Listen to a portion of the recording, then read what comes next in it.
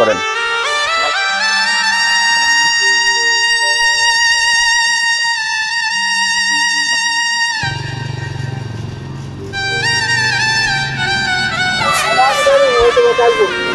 এখন আছি আমি নিশ্চিন্তপুর শেখ বাড়ির মোড়।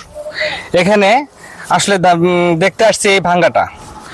এই ভাঙ্গাটা এভাবে ভাঙছে, এ দেখেন গাড়ি যাবে, এখন গাড়ি যাবে, একটা অটো গেলে এমন রিক্সে যায়, একের অবস্থা খারাপ। কোনো মতে একটু আর অন্যজনের বাড়ির উপর দিয়ে যাইতেছে গাড়ি, রাস্তা ভেঙে গেছে। আসসালামু আলাইকুম। ওয়ালাইকুম সালাম। আপনার নামটা?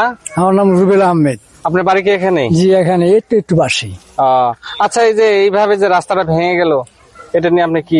এইভাবে রাস্তা, এটা তো আমরা এক পর্যায়ে ভুক্তভোগী আমাদের, এবং কি আমাদের প্রাণহানির আশঙ্কা এখানে। মানে আমি নিজেই একদিন এই মোড়টা ঘুরতে গিয়ে এখানে আমার গাড়ির আগের চাকা চলে যায় এই গর্তের মাঝে। পরে আমাকে আরো 3 জনে ধরে ওখান থেকে উদ্ধার করে, মানে আমি প্রাণে বেঁচে গেছি। এখানে বলার মতো কিছু নাই, কিন্তু আমাদের এই সমাজে উন্নয়নমূলক কাজে এমন কেউ এখানে মানে এগিয়ে আসতেছে না। এই ভাঙ্গাটা অনেকদিন যাবত আমরা এখানে এই ভুক্তভোগী হিসাবে আছি, কিন্তু এখানে কেউ এসে একটা গাড়ি কিংবা 2টা গাড়ি মাটি এখানে কেউ দিতেছে না। আমি অনেক জায়গাতে দেখেছি যে ওই ছাত্ররা এসে অনেক কাজই করে, কিন্তু এখানে তো মাটি নাই। মাটি যদি আশপাশে থাকতো। না, মাটি তো ভাই আসলে সব জায়গায় মিলে না। রাস্তা তো গোটা 1.5 জুড়ে, কিন্তু গোটা 1.5 জুড়ে তো আর মাটি পাওয়া সম্ভব না। এই মাটি তো অবশ্যই কোথাও না কোথাও আছে। তার থেকে যদি 5 গাড়ি মাটি নিয়ে এসে যদি এখানে ফেলায়, তাহলে হয়তো বা আমাদের পথ চলাটা স্বচ্ছ হয়ে গেল।